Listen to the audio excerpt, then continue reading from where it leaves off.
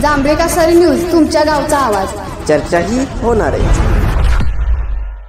कळे तालुका करण्याची ग्रामसभेत एकमुखी मागणी. पिसात्री गावसभेत ठराव.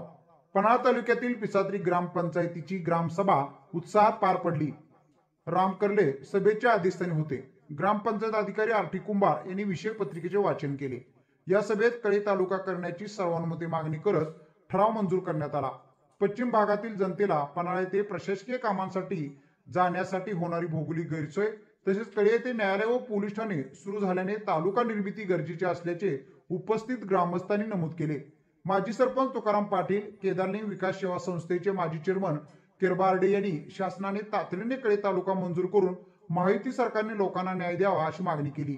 जय भवानी महिला दूध संस्थे सचिव रावसू पाटील यांनी या ठरावाचे समर्थन केले. ग्रामसभेत रस्ते, वीज व अंगणवाडी सुविधा यासारख्या स्थानिक विकास कामांवर चर्चा झाली.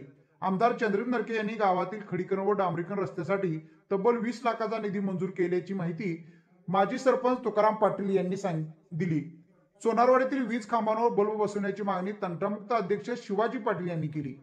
अंगणवाडी सेविका सुलोचना कांबळे यांनी साहित्य पुरवण्याची मागणी केली. तर सोनारवाडी अंगणवाडीसाठी इमारत नसल्याने होणाऱ्या गैरसोयीवर सेविका वनिता शिंदे यांनी लक्ष वेधले.